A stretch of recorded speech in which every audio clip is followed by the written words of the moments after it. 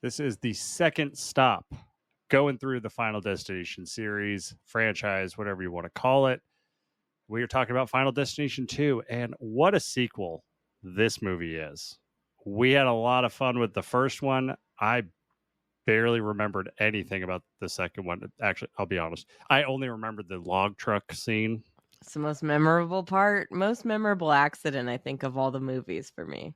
I think this movie is responsible for, like, the entire, we'll say the U.S., collectively having a fear of logging trucks. I would say a lot, too, like millennials. I would say we grew up with this movie, and this was like I thought this will definitely happen to me on the freeway at some point. It's like, even if people didn't see it, everyone saw the trailer. Yeah. And that was all you needed. That was enough. Yeah, those bouncing logs, which, just to settle everyone else's anxiety, because it calmed me when I found out that the logs are CGI, because real logs, they tried it, they won't bounce like that. So that made me feel better, because a lot of the trauma of that scene is from the fucking log bouncing, going through the windshield and out the back of the car, just with all this explosion of blood.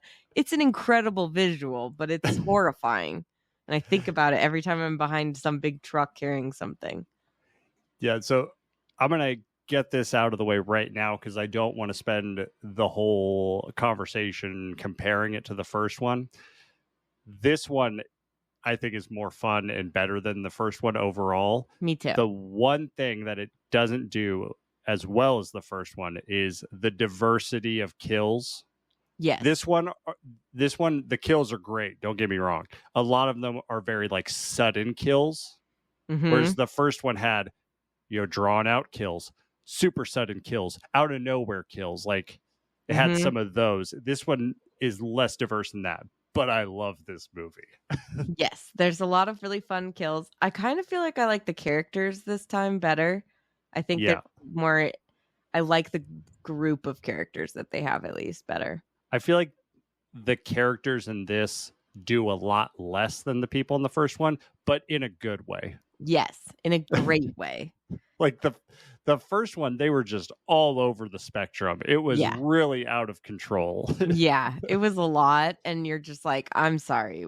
Like, what? Like, it was a bit much. But then they're all dead anyway, so who cares? But, like, I feel like we actually get to spend a little bit more time with some of the characters in this one. And, like, there's more humor for sure. And I think, like, some of the characters, like I said, I think this one has more endearing characters than the first one. The first one, you're kind of like, I don't really care about any of these people. Like, maybe the main guy, but that's it. And then in this one, you're like, oh, like some of these, like, I like the Rory guy, the, like, drug addict stoner guy. Yeah. He's hilarious. The only person I liked in the first one was Sean William Scott. Yeah, but it's like, I just assume he was dead. So I was like, I like the main guy. I think Devin Sawa also, I just had a big crush on him since Casper, but he was like a good lead character. I felt like, I mean, the girl's okay in this one, but I just think overall the cast of characters are better. Yeah, I do like Claire more in this one than I did in the first one. The first one, I'm just going to call her Claire. I can't get over it. Claire's got some real creepy vibes to her in the first one. Yeah, she definitely, like, seems a lot more normal, even though she, like, starts this movie in an insane asylum. But, like, kudos to her for, like, being maybe the first person in the history of the world for at least a long period of time to have beaten death. See, this goes back to our conversation last time in the first one of the main guy, like, locking himself up in a cabin. It's like, do you really think, based off everything we've seen up to this point, that you just putting yourself in a room, death can't pull an earthquake or a meteorite or something creative with water? That's kind of his thing. Yeah, always something with water. You'd think that should have been like when they go through the list of things you're not allowed to bring in to see her, because, like, she's, like, worried that anyone could harm her with, like, all these little things. I think, like, number one should have been water. That should have been the number one thing on the list, because that's, like, literally the true villain of all these movies is water, if you think about it. Listerine colored water. It's always the fucking culprit. It's doing something it's an integral part of fucking Death's plan, that's for sure. So let's get into this movie, and we have to talk about the opening scene, because the opening scene way outdoes the plane crash. I think this is, I I don't remember any other ones. So far, this is the best opening scene. Yeah, Um, I agree. I've seen the others. I still think 2 is the best. I was confused though, like the opening credits, they're doing that like interview, and there's like that guy who knows everything. Yeah, And it's like he's. I'm like, wait, is that the main guy from the first one? But then no, he died because a brick fell on his head. I don't know the story behind that. I can't imagine. Like, what? Why? What an unceremonious way for the protagonist in the previous movie to die. I kind of love it though that like it's just like Death was like fed up with this fucker. Like I've tried to kill him in a number of fucking cool ways. I'm just over it. And so he's like just gonna fucking drop a brick on top of his fucking head when he least suspects it. And he's like, that'll be easy. And then I'll just move on to somebody else. I think like Death was like, this isn't fun anymore. This fucker's just bothering me. I'm just going to fucking drop a brick on his head. There has to be a reason that they're like, this has to be how he dies. Yeah, like it just seems so weird. Like, I don't know if like James Wong in like, before he left, he's like, this is how the person dies. And contractually, this is how he has to die. And then the new director is like, I can't film that. It's just going to come off like a comedy movie. Like he's just walking. I mean, a lot of people now have said that like it'd be perfect for him to come back in a new reboot of some sort or a late sequel because we didn't see his death. So it could have easily been maybe faked his death to try and fake out everybody and Death. Although Death should know if you're not actually dead. So maybe that's not a good cover up. But I mean, it could work. I don't know. Maybe he's been locked in his own little safe room somewhere. Maybe he's Death. Maybe he's Death now. There we go. That. Let's do really not creative, explanations. Yeah. But no, yeah, I think like there's a lot of really like bad deaths in this scene where they're like, I think the plane crash happens a bit faster.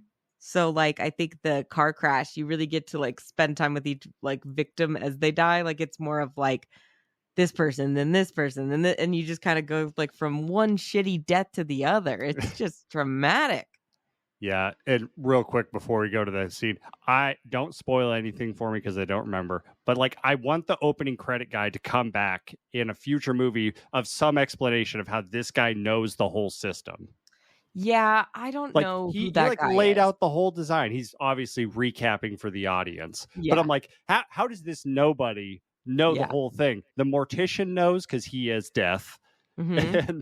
But this guy's just like some weirdo that they just picked up for the movie. Is like this guy. No one will ask how he knows anything. Maybe he outsmarted Death in another movie that we're never gonna see. Well, they didn't think about me because I asked. But anyways. Yeah, you're asking the important questions about Final Destination. We're like 10 seconds into the movie. Let's move on. Also, one last thing. One of my favorite things, I think this happens in that opening interview, is they do the whole, the plane crashes, and then one of the people from the crash that survived ends up dying. He's like, that's a coincidence. 2 coincidence. But the teacher and the other kid, that's not a coincidence. I'm like, you're calling 2 crazy deaths from the survivors. You're calling that coincidence, but the third, that's what puts it over the edge. Like, yeah, I mean, this guy obviously isn't the most like nobody's sitting there going, wow, this guy really knows what he's talking about. Although he is spot on. Joke's on everyone else who thinks this guy's a total loony because he's just like, hey, I know the rules. But I mean, I think based on all these movies, the rules might change. But overall, you're fucked. Tends to be the main number one rule of this franchise. Well, this opening scene for me, it had everything. It had all the elements. I mean, first off, the biker girl flashing her tits. Yes. I don't think any biker would actually do that. That's weird. But everything else, I was all in. It had weed. It had check engine lights. It had drinking and driving, pregnant woman, lane splitting, cocaine, and the most important, coffee without a lid. It had had everything. Who does that? What kind of animal drinks coffee without a lid in a car? This movie is clearly not pro police because, of course, they have the police officer. Without the coffee, The lid without or coffee without a lid. The lid without the coffee. Then he'd be really fucking stupid. Especially, but either way, yeah. Especially with early 2000s cup holders, get the fuck out of here. Like, that's going everywhere. This guy was going to get in an accident one way or the other that day. But yeah, so it had all the recipe, it had all the ingredients for a great recipe, and then the sequence happens, and it's just incredible. Like the cop getting what he deserves with the no lid, just totally cut in half by a log. What a wonderful scene with that. Cutting out the back and all the gore, like it's practical gore shooting out of there, and it's just gorgeous. Yeah. Just gorgeous. I think cars just be blowing up for no reason. Lots of fire and explosions. Yeah. And then like some people's deaths, you're like, okay, well, at least that would be instant, right? Mm-hmm. But then it's like others where the guy's like in the car and it's on fire and he's like, help, trying to get out. And you're like, God, that's fucked. And then it like explodes. Like, I just feel like the anxiety is like at an all-time high for me throughout this entire, like, even after the logs, which is so stressful, it's like it just continues to get worse. Yeah, it's like the most massive fucking pileup I've ever seen. It's like anyone who had a road trip planned before seeing this movie canceled their road trip. Like, you fucking should, yeah. I'm definitely, if anyone ever asked me to go on a road trip and be like, have you ever seen Final Destination 2? Yeah. No, thank you. They haven't had one on a train, so I'll travel by train. And then did they go see Clear before the lotto winner dies? I don't know. I think it was after, right? Maybe. But yeah, then we get the lotto winner dying, and that's the first, like, I would say drawn out death where like you think it's coming from a bunch of different places, but then it's one of those weird ones where like kind of like the teacher in the first one where they all kind of work together against him. It's kind of fun. I feel like a lot of the kills in this one was prototyped from the teacher kill in the first one. I think that just became the thing that was like synonymous with like fucking Final Destination. It was like the Rube Goldberg kind of deaths where it's like that was what people really enjoyed. I think that was really fresh in the first one. Yeah. And so like they really maxed out on that throughout these movies. Well, and so far we are 2 for 2 on justified deaths. Well, I guess one of them didn't happen because it was a premonition. But the lotto guy totally deserved to die because before anything happens, he throws leftover pasta out the window. That's was good pasta. No? Oh my God. Put it in the fridge. He smelt it, didn't he? And he was like, oh, like he left that there for days. He left it out.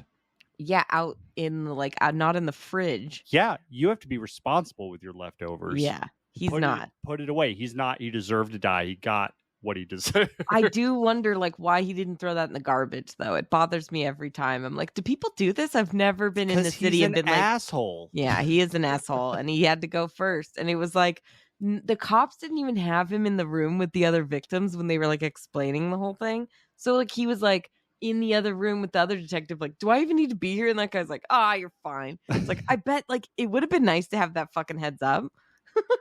He might have been on the lookout for some weird shit. They didn't have him in the room because he just won the lotto. So, rich people get away with anything. True.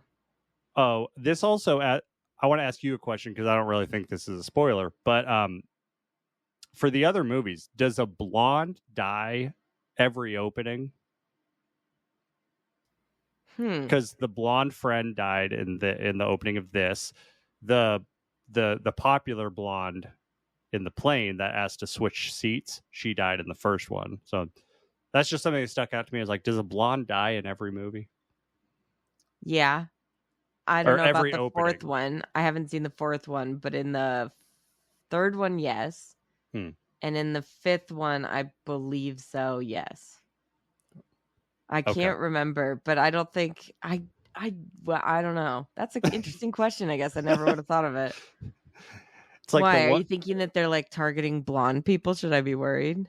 I'm noticing a pattern. That's all I'm saying. I already told you I'd be first to die in a fucking horror movie, Jace. You don't need to add to my anxiety. We know your strategy. As soon as people start dying in weird ways, you're done. You kill yourself. However, as we learn in this movie, I think one of the scariest sequences that I've always remembered since I was younger was like that guy, I think his name's Eugene, the guy with the motorcycle, and Mhm. he's like, oh, I don't believe it. But then after the elevator death, he's like, fuck this shit, and like takes the gun and like shoots himself like a bunch, but like they're all blanks. And I remember Oh being yeah, like, that's terrifying because you can't even fucking kill yourself. That's my safety. yeah. That's my That's last thing that I have in my pocket to save me from suffering. moral of the story. Death is the ultimate gun control. Yeah, it really is. Honestly, I mean, if he could do that, he should be working on that. Yeah. He needs So- some help. So anyway, pasta guy dies, rightfully so. It's funny remembering bits and pieces of this franchise, because when he put his hand in the garbage disposal, my mind was like, oh, this is going to go off. And Yeah. it did it. And so like, I was like ready for that moment. And so I was like held on, and then everything just started going on fire and stuff. It's like really hectic, and it's Yeah. like such chaos going on that you're like, okay, where's it coming from? Like, is it this? Is it that? And then when it does come, you're like, oh shit! Like it was perfect for the ladder to finally just go straight through his fucking head. So on the plus side, he did die instantly. So that's true. And the first, the first notice that all of these deaths are going to be gruesome, because we see the ladder go through his head. Like watching the behind the scenes, they like made full on rubber molds of all of the people that die. Yeah. And like they practically killed them. I love the practical effects in this movie. It's just because they don't use them as much anymore that like when I see him, I just fucking go nuts because it looks so good. Yeah. Even if it's like, yeah, sure, I guess it's not as real as some CGI now, but I feel like CGI just looks more fake anyways. Yeah. That's a great way to put it. Like CGI, like gore movies, you can tell very early on, like, oh, this is a CGI movie. Yeah. And then like you kind of become numb to it because you're like, yeah, this isn't real. This was super effective just with even this little thing of creating these fake stand-ins and like seeing them get annihilated. You're like, oh yeah. I'm like, dude, fuck. I'm just adding to my list of ever-growing fears with all of these movies. They're just reminding me of like, yeah, you know, I'm not usually like, I'm not a big person of like, oh, I love driving. Like I get a little anxiety driving, but now I get way more.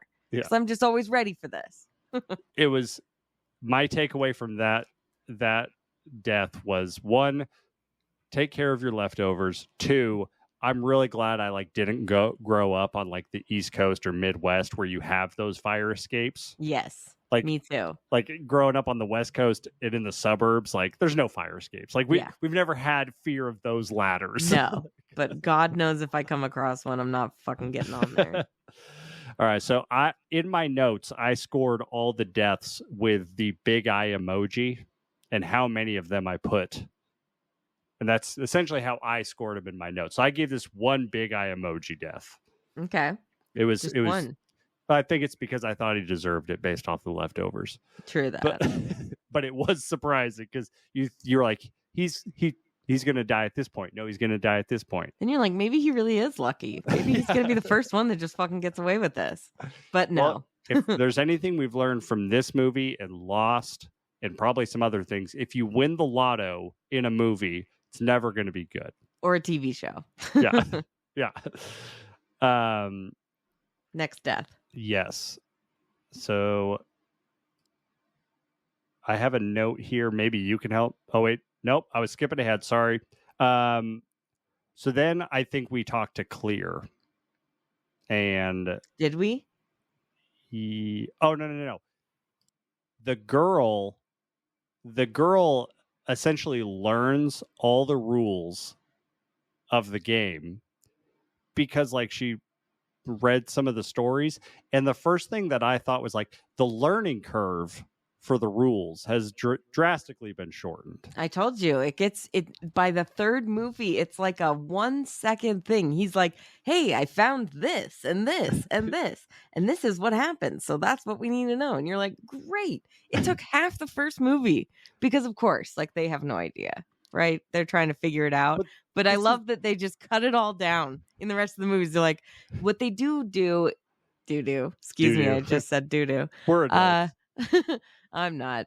In I would say like they always add a little something to the rules though, right? Or they try to change them a little bit by making things fresh. So this movie's like the main thing is like having a baby come into the world that would have died in the first accident, and also that death's working backwards, which is a weird thing. Like, why is he doing that? But I guess it's death. He can do whatever the fuck he wants. Well, and also that the baby is a giant MacGuffin. It doesn't it doesn't matter at all. It's never part of the plan to begin with. But anyway, so then we get to, I call it the pigeon death. And in my notes, I just say the Listerine strikes again. That water is going fucking ape shit in there. And I'm like, I think the dentist office sequence where like the dentist is trying to like inject that stuff into him with the needle and the pigeons are hitting the window. I'm like, oh my God, this would never happen. First off, this dentist must be like had just gotten his license yesterday. I swear to God, the way that things are run at this place. And then the construction outside and the woman's on the phone like, I can't hear you. I'm like, what? And then the water's like exploding. There's a sparking fire by the fucking fish tank. It's just a nightmare. The guy turns on the fucking gas and then just walks out of the room. I had the exact same reaction. I'm like, this fucking dentist is way too casual about this pigeon scenario. Like, he's been talking like, oh God, these pigeons, it's been a thing for years since I opened my practice a decade ago. Just pigeons breaking the windows and I have to replace them and it cost a fortune. I'm like, death's not even a part of this kill. Like these pigeons are assaulting this dental practice. I mean, like the more times I rewatch it, like, okay, so like when I first saw the scene, this like, so they're there, it's the mom and the kid, right? The son, and they're next. The hint is the pigeons, but like, so before he goes into the dentist, when they call his name, he turns around to his mom and says, like, if they like if they pulled down my pants or whatever, like we're not paying. Oh yeah. And it's like so out of nowhere. You're like, what? But the more that I fucking like watch this movie, I'm like, I feel like this dentist would do that though. Like this is the like that actually wasn't that crazy to say. Like maybe it's also happened before. I mean, like, I don't know. This dentist clearly is the worst guy ever. I mean, if this is a problem at this practice, I wouldn't be surprised. You know, we should do some research and see if in late 90s, 2000, if there was like some like mainstream sexual assault that happened at a dentist's office. Well, that's always been like an old thing. Well, like maybe this is like where it started. I don't know. I get it. Because these movies are kind of time capsules, They really are. And like, I don't think about that really happening a lot now, but maybe it was, and they were like the first ones to do it. Kind of like they were the first bus crash or whatever. But I agree with you. I could see this dentist being a part of it, especially because he talks about these crows or pigeons breaking the window the same way I complain about my cats waking me up in the morning to feed them. Like, it's way too casual. Replacing a commercial window is a very expensive ordeal. And like the way that the construction's going on outside the window, you're like, these guys don't know what they're doing. And then the fact that like they follow that up by because like this whole thing is like a bunch of false things, right? It does end up being the pigeons, but like you're like, okay, so it's the pigeons hitting the window, then he has to do the gas stuff, and then he leaves the gas going, and then the fucking toy or squeaker thing falls into his mouth and he can't breathe, which is like really stressful. But then the dentist shows up and like takes it out, so you're like, okay, what the fuck? And then when they finally get there, it's like he's outside, and then the pigeons, which the kid's like, what is he, 2? He's like, pigeons, like runs off with them like a fucking child. He's like 13. Well, the best part is the main girl and guy, they come running up and they yell, pigeons, in a terrified voice. And then the kid's response is, pigeons. That's what I'm saying. Like, they are so scared. They're literally screaming like they're terrified. And then literally like this happens. He runs at the fucking pigeons, and then the plate glass drops. Which, like, again, these construction guys are the worst. And it just flattens him practically. So good. that shocked me. I had no memory of that death. And Yeah. watching it by myself, I was like, whoa. And yeah, the practical giant mold that just gets totally collapsed. Like that, I gave that 3 big eye emojis in my notes. Yeah. It was incredible. That shocked me. And then I showed that clip to the wife, and she was like, oh my God. Yeah. I think I need to call in sick to work today. Like, dude, I get it. Don't ever show her that fucking opening scene unless she's seen it already. But yeah, they the deaths are pretty good in this movie, I will say. I think they just stepped it up where like there's some that are like there's obviously I think 2 highlights in the first movie, but like I would say this one, like every single death, like it just kind of gets better and better throughout the movie for a while. Not necessarily. I feel like towards the end, I never really care about the deaths because it's always kind of weird or vague or like, I don't know. But this one, like, I think it just ramps up with every death. They do a great job of placing deaths in the movie. Like they place the really crazy ones early on because then they lock you in for the second half. Yes. So, okay. Agreed. I now understand the note that I have. And it's related to when we meet Clear. So Pigeon Death just happened. And then they drive. They had met Clear at this point, and they explain how everything is working backwards for some reason. And she's like, fuck it. You guys are fucked. Maybe if you're lucky, you'll end up here with me. Which, like, I love that they're like, you have to help us. It's like, do I, though? Like, Death is after me. And if I come back out there, he's already after you. It's just not a good thing. She's like, I got a pretty good gig here. Like, I call my own shots. I make the rules. I dyed my hair. This is, I'm doing like, good. I've got my little collage over here. Like, I'm fucking. They pay for Netflix. It's Charlie it's a Day. sweet gig, you know? Yeah. She's got her crazy ass fucking, the like collage, though, like Charlie Day. And oh, yeah. It's Always The Sunny. conspiracy. Pepe Sylvia. That's what I'm saying. It is weird that she's like, I'm not going to help you when it's very obvious on the wall. I've been tracking all of this. Like, but it's like, yeah. But again, at this point, I'm like, just because Death targeted me, do I have to help you out? I think you can tell from where I am right now, it's not going to end well. So if you're lucky, you'll die. I'm interested in politics, but I'm not a politician. Okay, get out of here.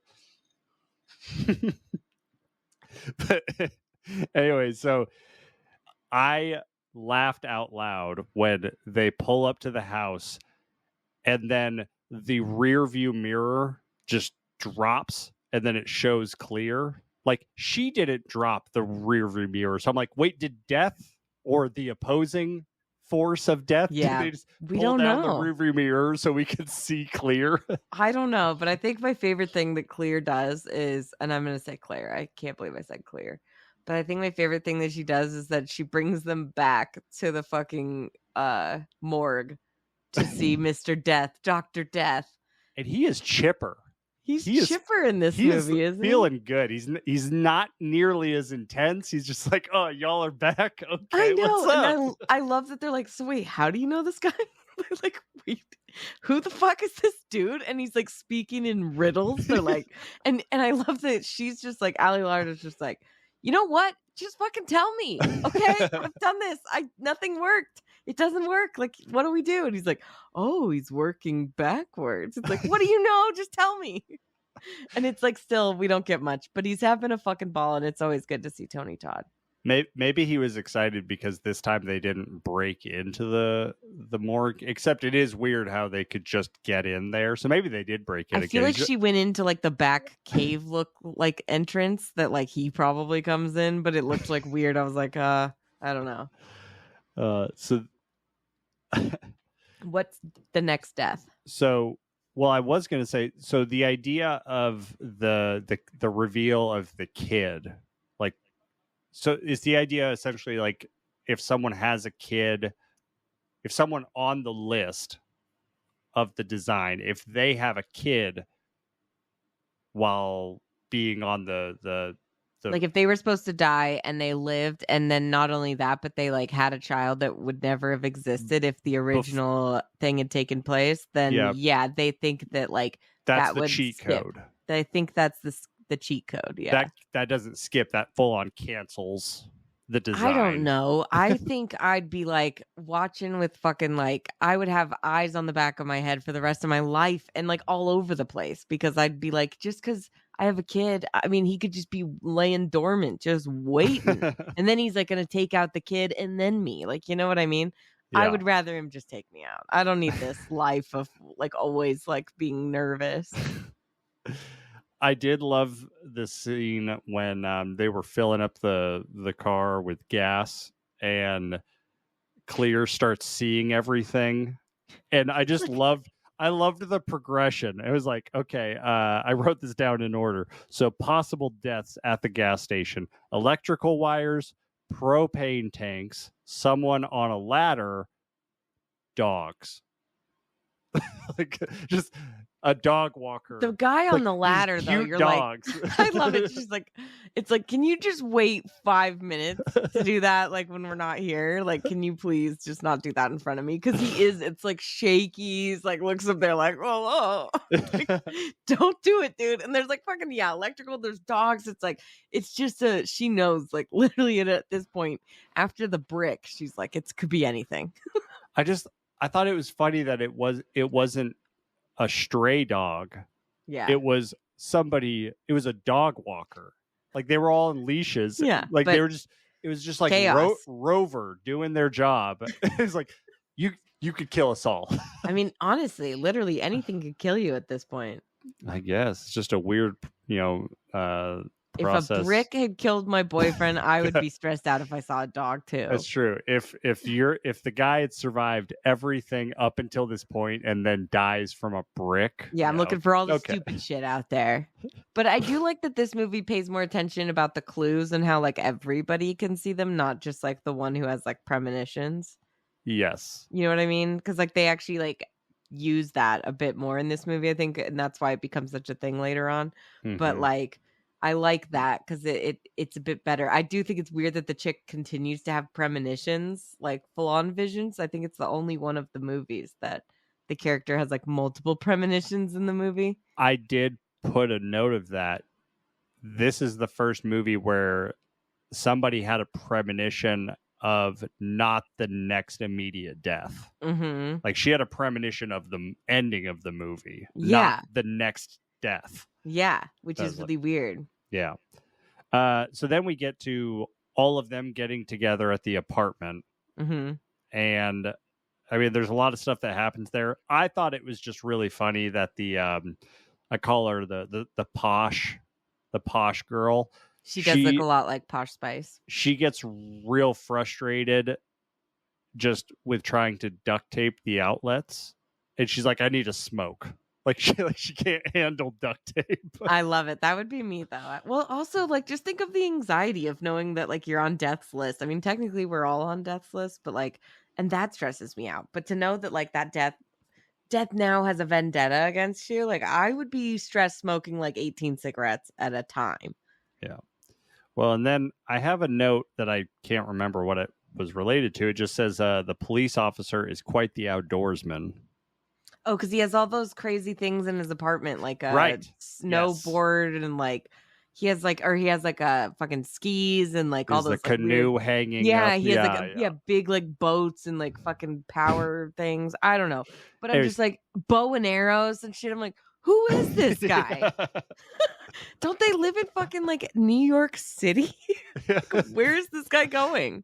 See, this is why we have to talk about this together, because I have these notes that I'm like, in the moment, I don't remember this. I need to elaborate on my notes, but you got me. Okay. I got you. I've seen this movie about 1 billion times. I know exactly what you're talking about. Then we get the elevator death. And I also was like, dudes just be sniffing women in these elevators. Like, but that death was pretty gnarly. I gave it 2 big eye emojis. You want to know a fun fact about that death? Only if it's fun. It's fun in the way of like, I never want to go on an elevator again because it actually is based on a real life death of someone that died that way. Really? It says that someone who was a surgical resident at a Houston hospital was decapitated by a malfunctioning elevator in 2002. So only a year before this movie came out. That's like kind of disrespectful. Or maybe they're paying homage, I guess. I don't know.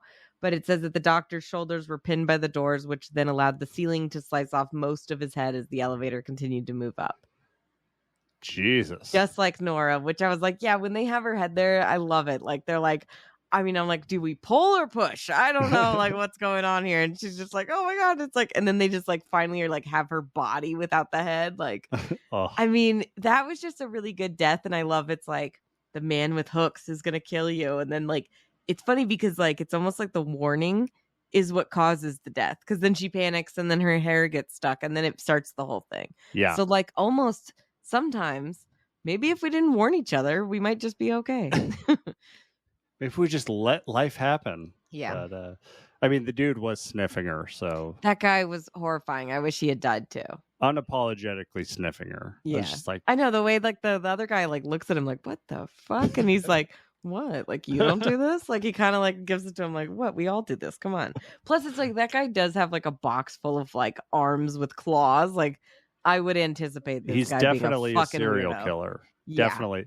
If there's any like stereotype that's been created over the last, 20 something year longer, it's only serial killers sniff hair or carry mannequins or mannequin parts, not even the full mannequin. I think that's a bigger red flag that it's just the arms and then a bunch of hooks. Like, what is this guy going to do with these? Probably masturbate, just guessing, but with a hook. They call that the stranger. Ew, but they call that fucking, I don't know. Bring me Peter Pan. There you go, the Captain Hook. That's better. Then we get two of my favorite lines in the entire movie because they're just hilarious. The first one is you have Posh Spice saying, after seeing this person get decapitated, she's like, Can we go find the pregnant woman now, please? Like, yeah, I love that. Appropriate response. This movie's way more fun than the first one. It's not as dark and heavy-handed. There's no memorial service. No one's mourning anything this whole time. It's just like, oh shit, we got to move on to the next one. Or it's like, let's make a funny joke about everyone dying. Like I enjoy that. I like the fun tone. Well, and then it cuts to the pregnant woman. She's arrested by the police officer. Yeah, I love that. Then her water breaks and he starts yelling at her and she's like, no, you can't do this to me. Like, then he has to drive her. I was like, no, you can't do this to me. I did love that part. Because, yeah, I would be the same way. I'd be like, dude, I am not about to have this baby in a fucking jail cell, like with you fucking delivering it. And that's perfect to threaten him with. It's good.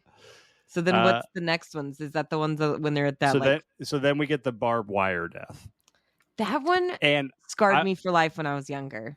And I was going to say, this is the one scene in the movie where like, I'm like, whoa, this is actually like an emotional scene because you get the druggie talking about like, don't tell my mom, burn my porno and flush my drugs. I don't want to break my mom's heart. And you're like, wow, and I'm like, oh my God. Person. I love this guy. I'm telling you, I think he's one of my favorite characters in the whole series because like he's the only one that like, I mean, it's just most of the time you're like, I'm not going to get attached because we all know that literally they're all going to die. That's the whole point. But I really was attached to this guy and I was like, maybe he'll make it. Yeah. I loved him. He was so much fun. And then, he gets that nice emotional moment. They don't have a fucking second to ever do that, though. So the sad part about it is that I always think about is like his mom probably did find all those things because they're busy worrying about the next death. I mean, it was a sweet thing to think about and to ask about, and it gave an emotional moment. But it's also like, you know what? That's a little bit selfish, man. We've got a lot of shit to do. Okay, as soon as you die, then we're up next. Like, sorry, but like. Sure, we'll try and make it by your apartment. It's just kind of a silly thing to ask at that moment. Like in normal life, yeah. But in this moment where you're like, oh, I'm sorry. I'm supposed to take time out of worrying about where I'm going to die. Okay, sure. Well, and call me jaded. I was more so concerned about the firefighters because they definitely killed Posh Spice. Like they set off the airbag that then pushed her head back into the spike. And I was like, maybe I'm jaded. That's a liability. Someone is suing the state for that. Totally. Sorry, ever since you said maybe I'm jaded twice, I'm like, the regular exclusive with Renee and Jaded. I don't know. I kind of like it. That sounds like a segment we need to have. I like it. Jace is jaded. Jaded Jace. But yeah, the barbed wire death it reminded me a lot of Sean William Scott's death. Like it just kind of happened. Yes. Like there's no sort of like teasing or like lead up to it. It's just like boom, boom. You're cut in half or in 3 pieces this time. 3 pieces. It was a lot. And it scarred me for life when I was a kid, just because of the way that you're like, oh, maybe he didn't get hit. Oh God, no, he did. He got hit really bad. Like 3 fucking, oh my God. It's really upsetting. And I felt bad because I really liked the guy. So that one always stood out to me in this movie. That's like the one death that was like burned into my brain outside of like the original disaster. Yeah. So then we get to the end, the hospital. And the one thing that I took a note of is with what's the motorcycle guy's name? You say Eugene? Yes, Eugene. So he's in the room with the ventilator. And the one note I took of is, okay, Death has upped their skill set. Okay, they did electrical and they did plumbing in the last movie. Mm-hmm. Now they've added HVAC and just straight up telekinesis. Like they're closing the air vents and then wind. Yeah, then they're just moving carts. The wind is death, though. Like in all the movies, it's like when they're talking about death, and then there's like a scene of like really strong breeze, and you're like, oh, he's listening. He knows that that's him. Like it's like the wind is death. So like things like telekinesis is clearly a strength because he uses the wind to do a lot of shit. But if you shut off the vents, there's no wind. Yeah, but that's the thing is it's supernatural wind. So it's telekinesis. It's telekinesis. Whatever it is, it's death. He literally can do anything. That death was surprising, because the guy dies. It looks like he's out in the open.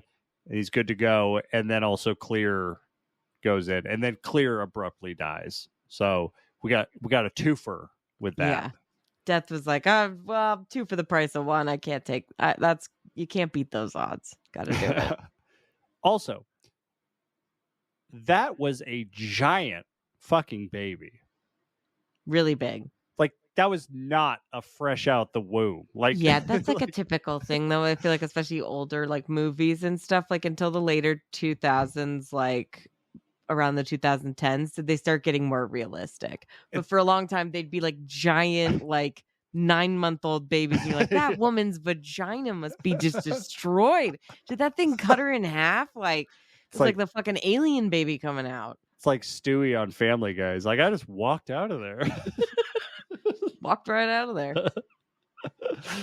But yeah, that baby was enormous. I was thinking, based off the practical bodies that they used for deaths, they could have made just a small practical jelly baby, but not like this, I don't know, 2-month-old thing. Like they were like, it's cheaper.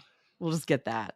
I did love though that they did the whole thing of we should have known that she was never part of the plan because she never interacted with any of these people. And so when they came in, they're like, oh, thank God. She's like, who are these people? Exactly. But yeah, I was like, I mean, I get it, but it's also like, we didn't see her in the crash at all.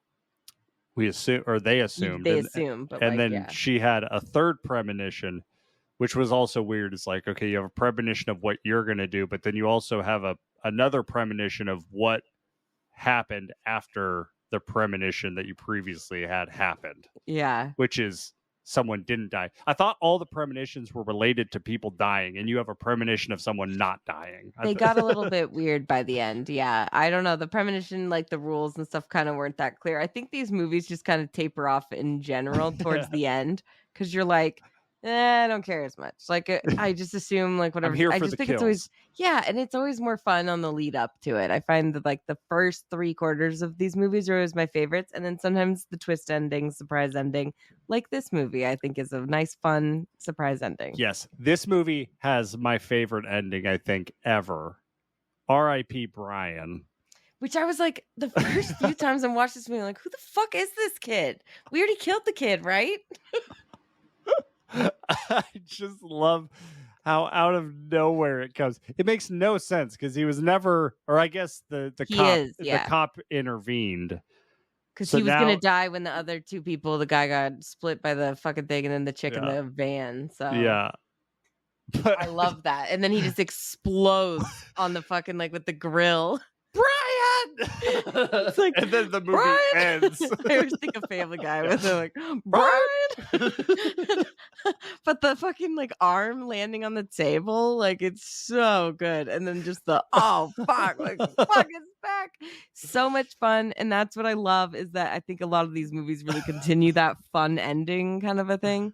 This movie like kind of does it, but like, or I guess the first one does too, because it ends on a surprise kill too, but it's kind of like you assume it's coming. But this one, I feel like you're like, I don't even remember who the fuck this kid was. So it's like really out of nowhere.